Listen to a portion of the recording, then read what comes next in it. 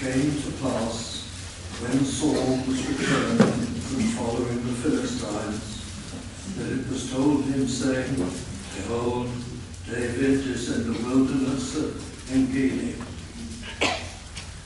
Then Saul took 3,000 chosen men out of all Israel, and went to seek David and his men upon the rocks of the wild goats. And he came to the sheepcotes by the way, where was a cave. And Saul went in to cover his feet. And David and his men remained in the sides of the cave. And the men of David said unto him, Behold, the day of which the Lord said unto thee, Behold, I will deliver thine enemy into thine hand, that thou mayest do to him as it shall seem good unto thee. Then David arose and cut off the skirt of Saul's robe privily. It came to pass afterward that David's heart smote him, because he had cut off Saul's skirt.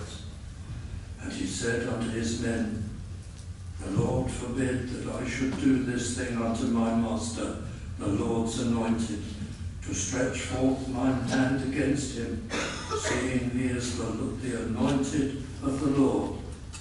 So David stayed his servants with these words, and suffered them not to rise against Saul.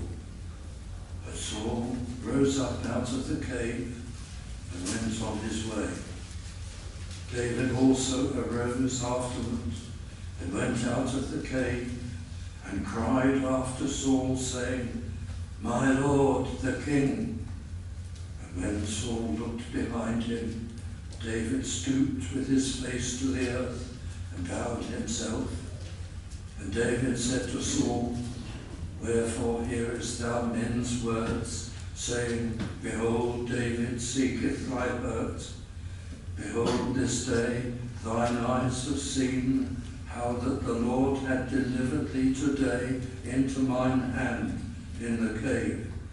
And some bade me kill thee, but mine eyes spared thee, and I said, I will not put forth mine hand against my Lord, for he is the Lord's anointed. Moreover, my father, see, yea, see the skirt of thy robe in my hand, for in that I cut off the skirt of thy robe and killed thee not, know thou and see that there is neither evil nor transgression in mine hand, and I have not sinned against thee. Yet thou huntest my soul to take it. The Lord judge between me and thee, and the Lord avenge me of thee, but mine hand shall not be upon thee. As said the proverb of the ancients, wickedness proceedeth from the wicked, but mine hand shall not be upon thee. After whom is the King of Israel come out? After whom dost thou pursue? After a dead dog? After a flea? The Lord therefore be judge, and judge between me and thee, and see and plead my cause, and deliver me out of thine hand. It came to pass, when David had made an end of speaking these words unto Saul, that Saul said, Is this thy voice, my son David? And Saul lifted up his voice and wept. And he said to David, Thou art more righteous than I, for thou hast rewarded me good, whereas I have rewarded thee evil. And thou hast showed this day how that thou hast dealt well with me, forasmuch as when the Lord hath delivered me into thine hand, thou killst me not. For if a man find his enemy, will he let him go well away? Wherefore the Lord reward thee good, for that thou hast done unto me this day. And now, behold, I know well that thou shalt surely be king, and that the kingdom of Israel shall be established in thine hand. Swear now therefore unto me by the Lord, that thou wilt not cut off my seed after me, and that thou wilt not destroy my name out of my father's house. And David sware unto Saul, and Saul went home. But David and his men gat them up unto the Lord. God gives his blessing to the reading of his word. Psalm of David, a prayer when he was in the cave. I cried unto the Lord with my voice. With my voice unto the Lord did I make my supplication. A prayer of David when in the cave. Well, we're looking at a short but ever lengthening series on extraordinary psalms. And we come to this 142nd. The subject is David in desperate circumstances, and his reaction and his great prayer. And what an example and a help it is to us. The king looks back as he pens this psalm to the time before he was king. He is in either cave Adullam or the cave in Gedi. Possible to know which, but the superscription tells us that that's his situation, and it causes him to look back and to pen this psalm. Some translations put it all in the present tense, but our translators in the King James Version have very wisely varied the tense to suit the context, and I shall explain that as we proceed. But this first verse, David is articulating a very great need. I cried unto the Lord with my voice. With my voice unto the Lord did I make my supplication. Now, even allowing for the necessities of structure of Hebrew poetry, there is no doubt that David means to emphasize that he put into words clearly all his concerns, that he articulated them. He looks back, and he is evidently inspired to write this psalm and to sing this psalm in order to be a lesson in prayer to the people of God in distress. And the first and the most basic point in the psalm is that needs before God must be articulated, intelligently, plainly, formulated in words, whether uttered or whether thought is not relevant, but plain, meaningful words. It isn't enough in prayer to just telescope things into a rough or an approximate request. We're to make our petitions and our supplications clear and plain and mean them, and that's emphasized at the very beginning here. We have not because we ask not, says the Apostle James. I cried unto the Lord. These are earnest cries. With my voice.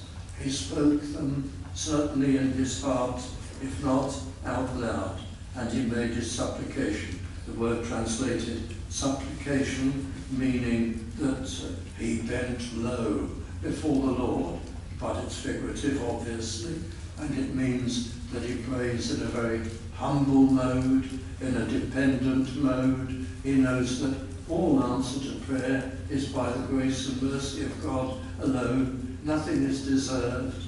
Nothing can be demanded. We pray in the light of the promises of God to us. Nevertheless, we pray as to one who is gracious and vastly above us and senior to us. And that's the sense of the word there, translated supplication. So it begins with David articulating his needs. And we have to add to that, because his situation is terrible. Whether it's in the cave of Adullam or in Gedi, his situation is dangerous, and it is impossible for him to see any way out.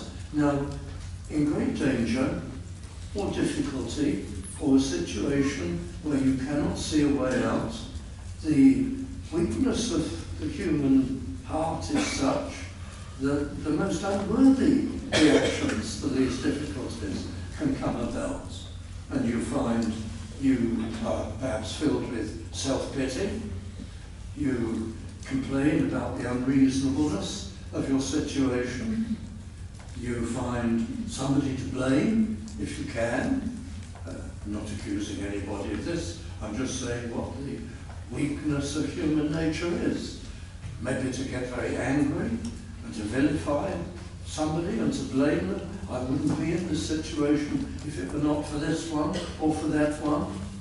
And just to fume and why, if it was in Gedi, when David had the opportunity to take Saul's life, you would have thought that the tense situation and the unreasonableness of Saul and his murderous ways going after him, you'd think he would lash out, and he would be only too pleased to listen to what his loyal supporters were saying to him. Kill him, take his life. This is the opportunity of the Lord that has been given to you. You'd think that in great anger he would do that. But David restrains himself and stills himself. He controls himself. It's a great challenge here. Do we have unworthy, testy, angry reactions in circumstances we can see no way out, where there's a tremendous problem confronts us? Well, David's example here, it isn't always like this, but most of the time it is. His example to us here is to take himself in hand and to hold back from all that. And he articulates his concerns to God. He doesn't rant at his helpers, his supporters who are with him, his armed men. He addresses himself to God. He's looking back at it. The record in 1 Samuel 24 doesn't tell us this, but he cast himself on God in prayer, as he endeavoured to do always. So the first verse is not simply of a report of what he did, how he articulated prayer. We remember the circumstances he was in, and that's, he made this plaintive cry. I cried unto the Lord with my voice, in clear words did I make my supplication. And verse 2 adds to this the articulation of the need. I poured out, and the word poured is just what the original says. I spilled or poured out my complaint before him. He rehearsed his difficulty. He didn't actually make a complaint. Perhaps the word complaint may give you the wrong impression. It isn't a complaint. He rehearses before God, shows him fully his difficulty. If you write a letter, as from time to time we may have to do, to some very important person or some dignitary, you compose your letter, and then you check it, you look over it, you change a word here and a word there, you retype it, you may do it again, anything important, you mind your P's and Q's, you say this is too long. Somebody in that dizzy height is not going to read this letter unless I can find a more succinct way of expressing everything. And you dabble with it and shorten it and make it just perfect and to the point and yet reasonable and polite. You put so much into it, but you don't have to do that with the Lord.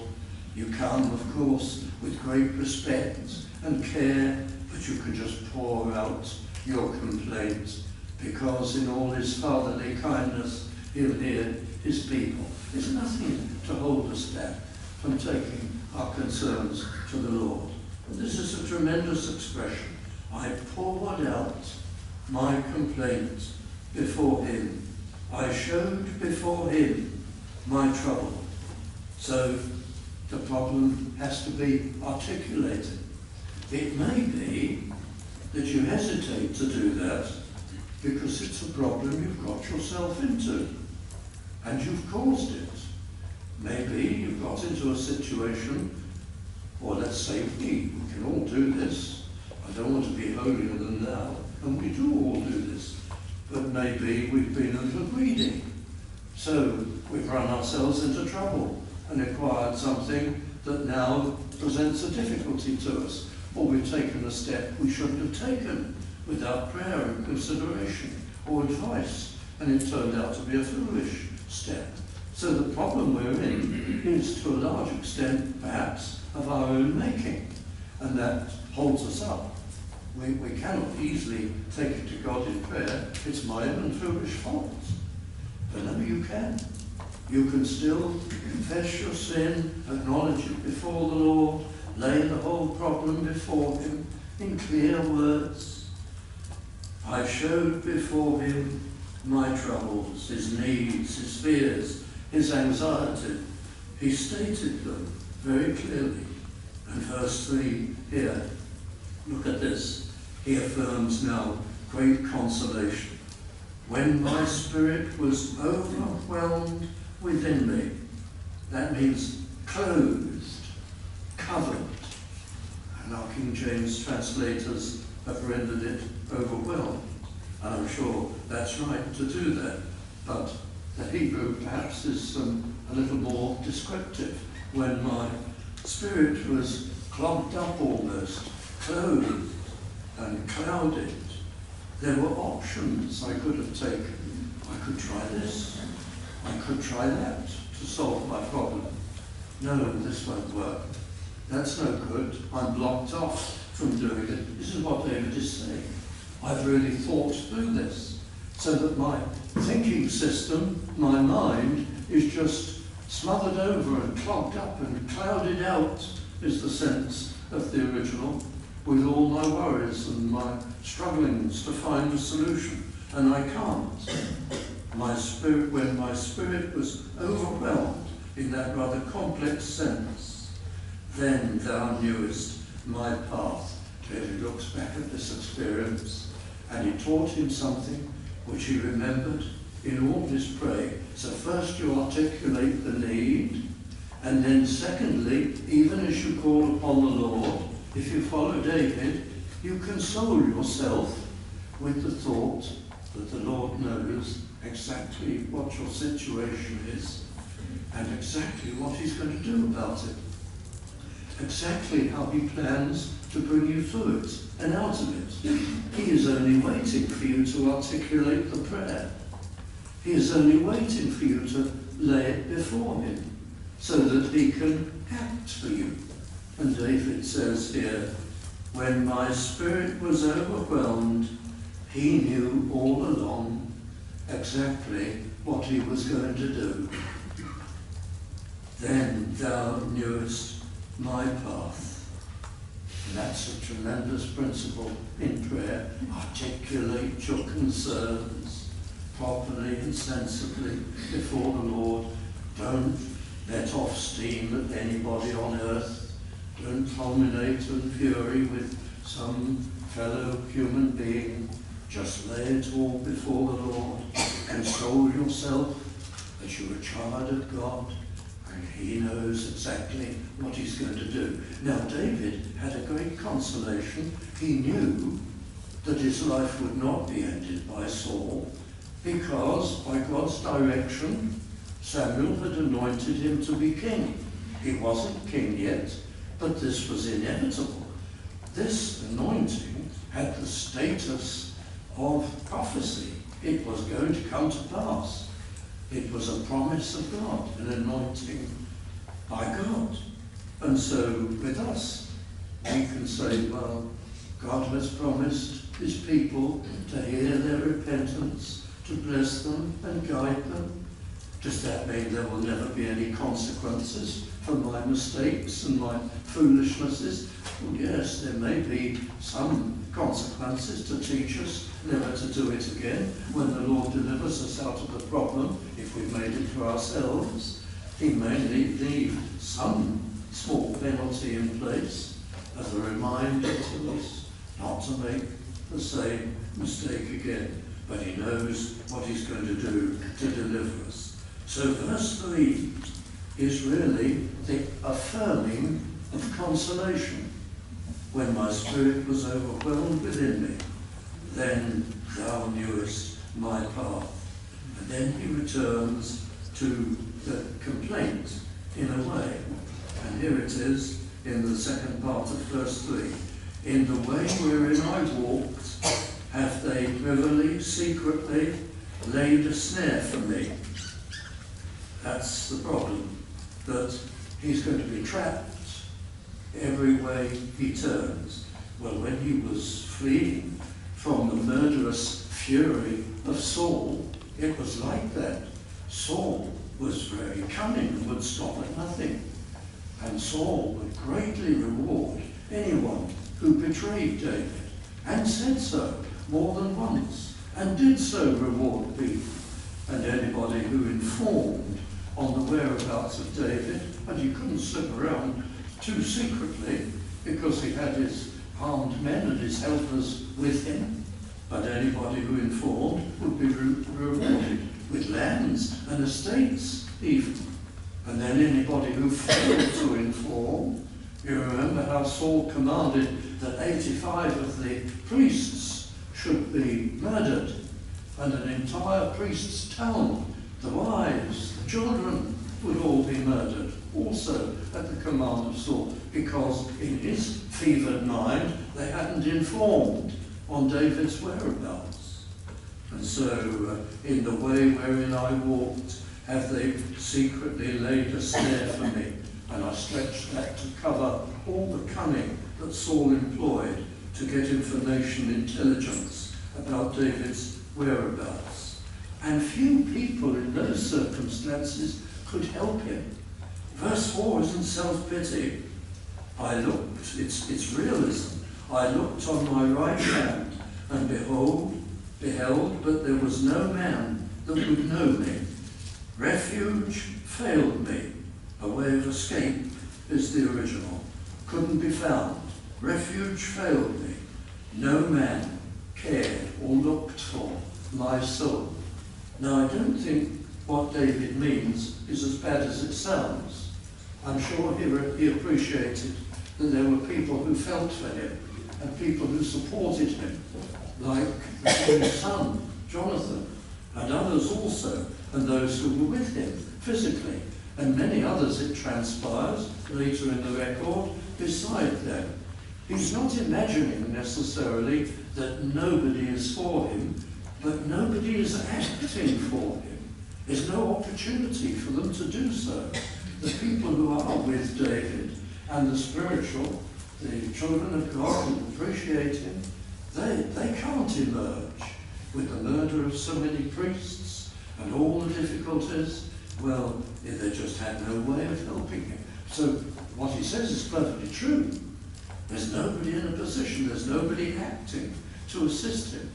And it often seems like that in life, in a spiritual battle, in the world, that you're on your own, and people don't understand your situation. I looked on my right hand and beheld, no, this is not a problem that I'm in, says David, that any human being can solve. I can't solve it myself. There is nobody in the world positioned to come to my aid and to assist me.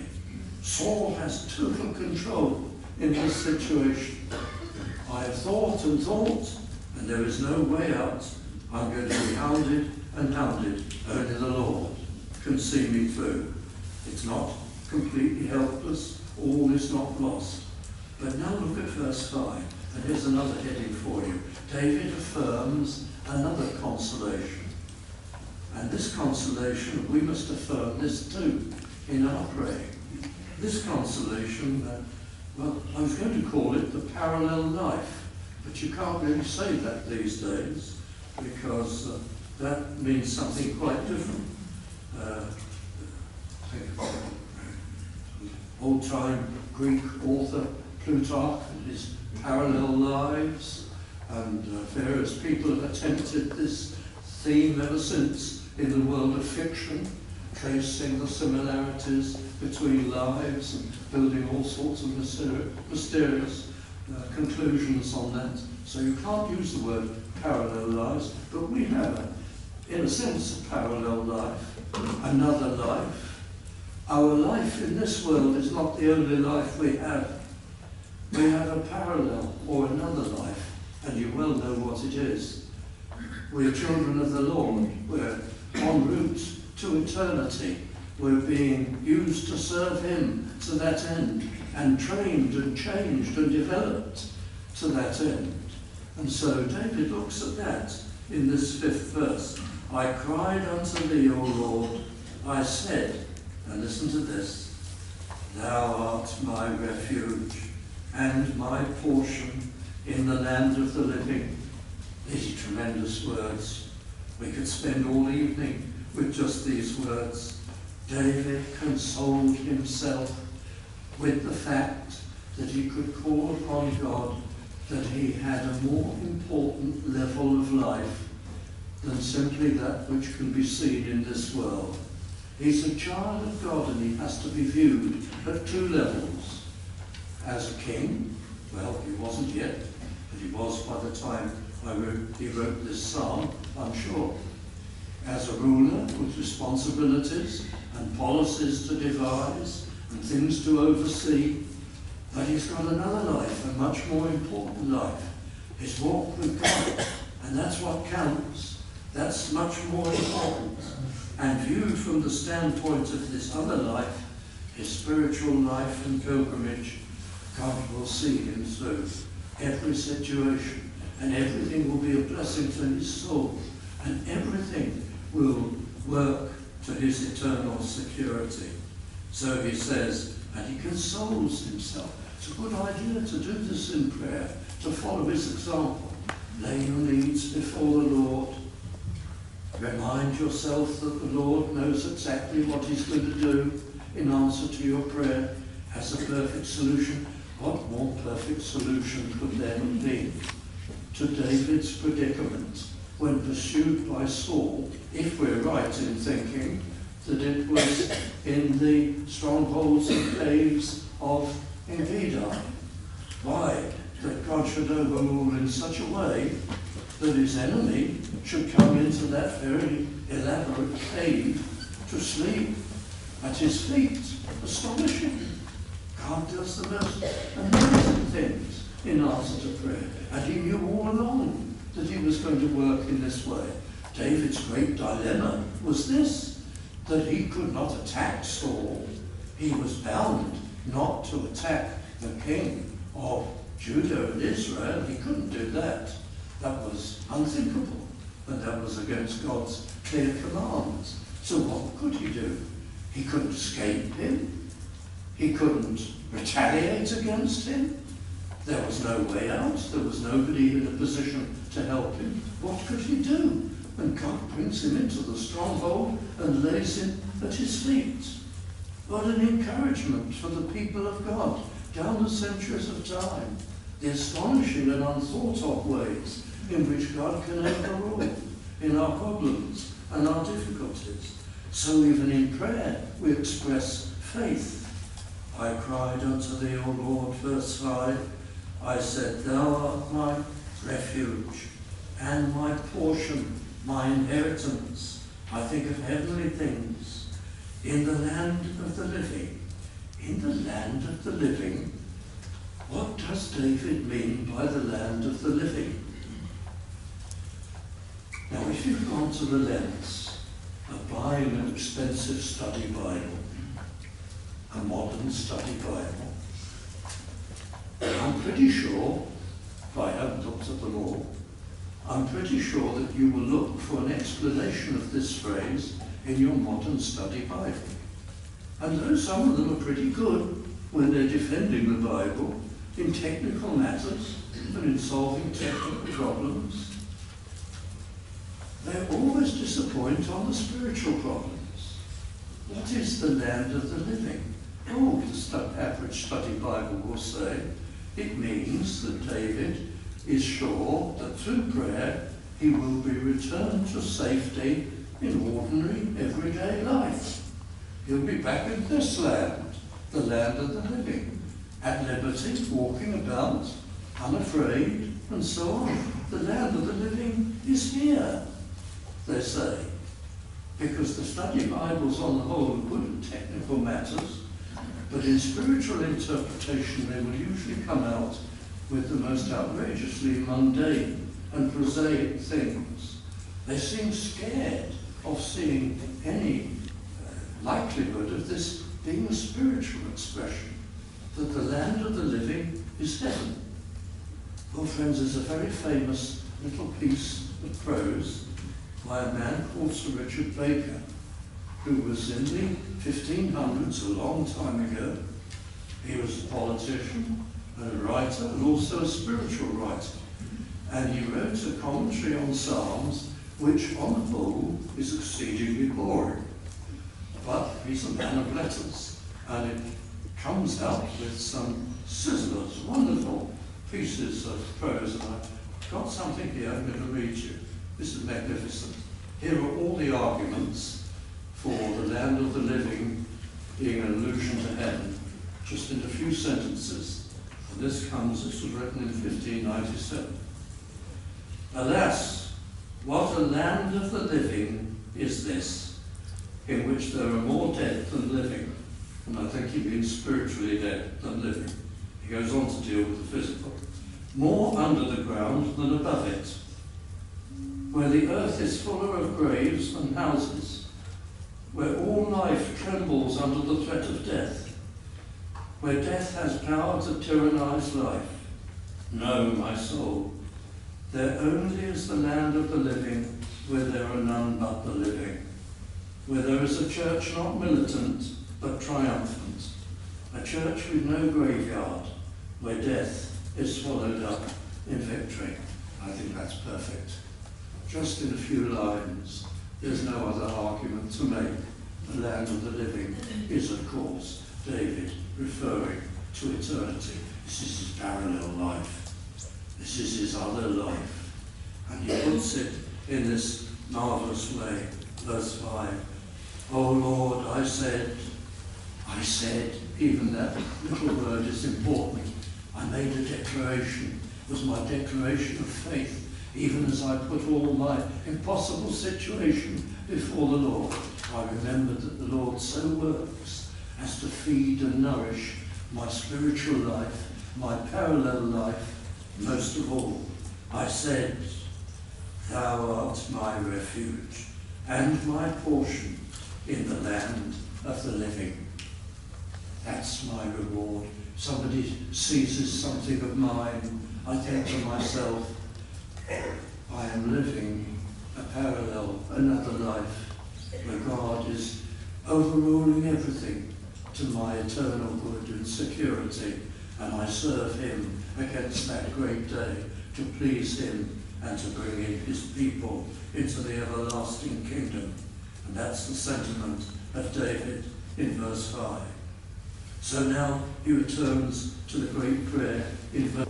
Now he's going to affirm before God his utter dependence upon him.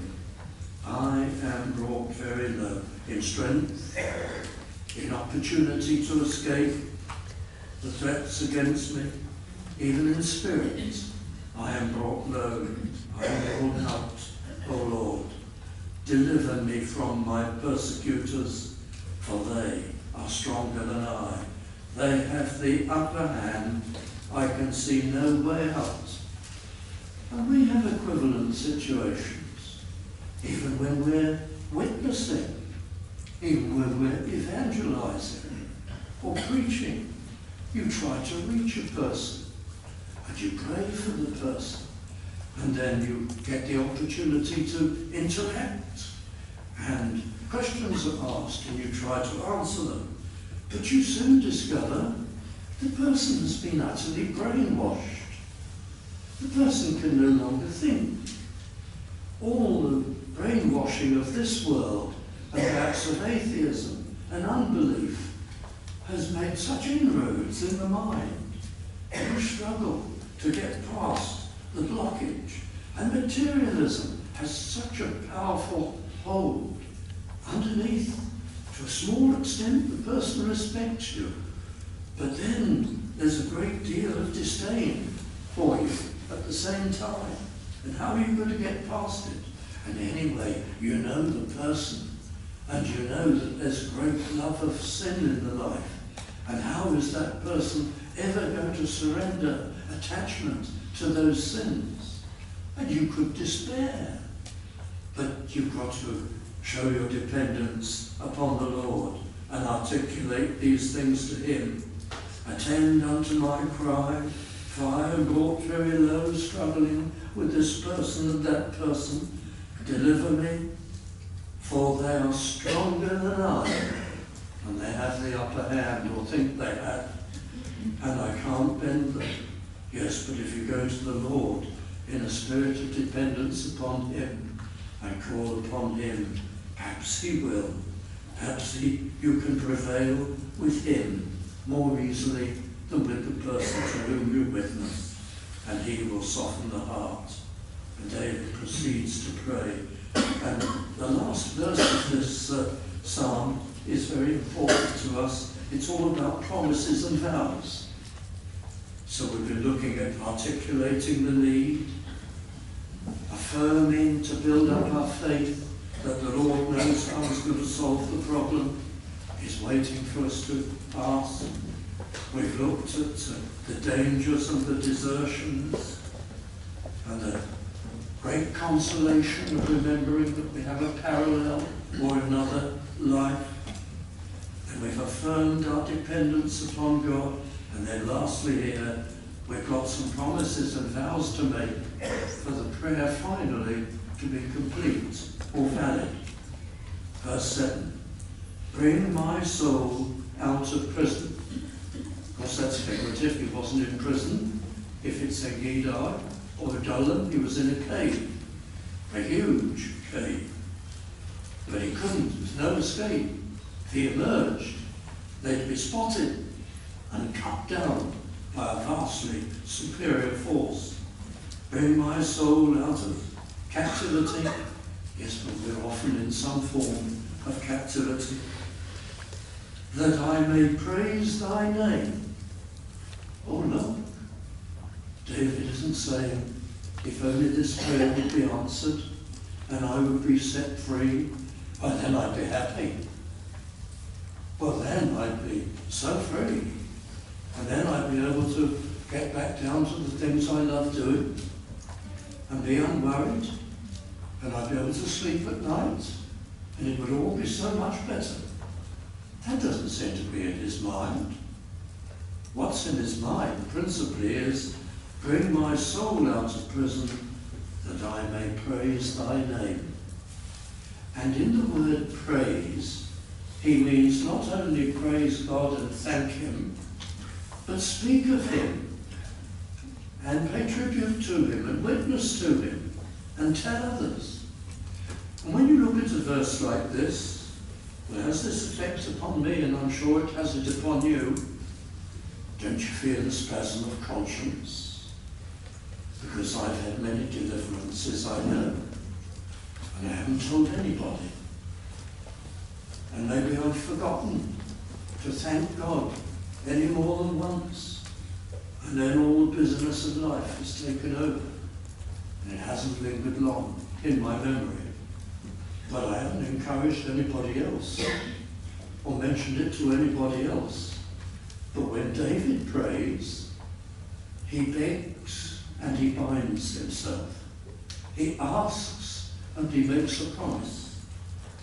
His motive for the prayer being answered is not his own comfort, I'm sure it is, but he puts first, bring my soul out of prison that I may praise thy name. Not only in prayer and praises, but also in witness and the encouragement of others. And then this curious phrase, which you can only understand in the light of praising God's name. The righteous shall compass me about. What does that mean? Well, obviously, it may have a literal meaning. If he's free from his kind of figurative imprisonment while pursued by Saul, well then he literally will be back among the righteous. And the people he associates with, who pray with him and sing with him, and who he fellowships with, well, they'll be back in their fellowship. So it does have an obvious literal fulfillment, but then it has other fulfillments. The righteous will be encouraged by him. He'll make a contribution to them. They'll be so immensely encouraged at the way in which God delivered David, their future king, and the one who they support, and they'll join him in praise and thanksgiving. But the first thing that David mentions here, the great fruit of his deliverance, is that he'll be able to praise God and speak of him and encourage the righteous. Or if only it was the same with us. If we could find a link to that. Hear my prayer, O Lord, because if I'm delivered from this problem and I can see no way out, this will be a great, I will make sure that my testimony is a great encouragement to others. I will make sure that the outcome is to thy glory. If we could only put that before our own happiness and comfort, legitimate as that is, the righteous shall compass me about, for thou shalt deal bountifully with me. So it's David's prayer in desperate circumstances, and it teaches us always to articulate our needs and not to get angry or self-pitying, but to go directly to God, to quieten our spirits' sense of unreasonableness and unfairness, and to go to the Lord. And we all need to remember that, to affirm that the Lord knows exactly how he's going to deal with things in answer to prayer, to rehearse the dangers and the problems, to remember that God's way of working will be first and foremost in the interests of our spiritual life, not necessarily our earthly circumstances, and to affirm our dependence upon him and make those promises. So it's a very distinctive psalm of David. It follows a particular theme, the child of God in desperate circumstances and less desperate circumstances, but it's an instruction, an encouragement to us all. Friends, let's close singing the hymn 500.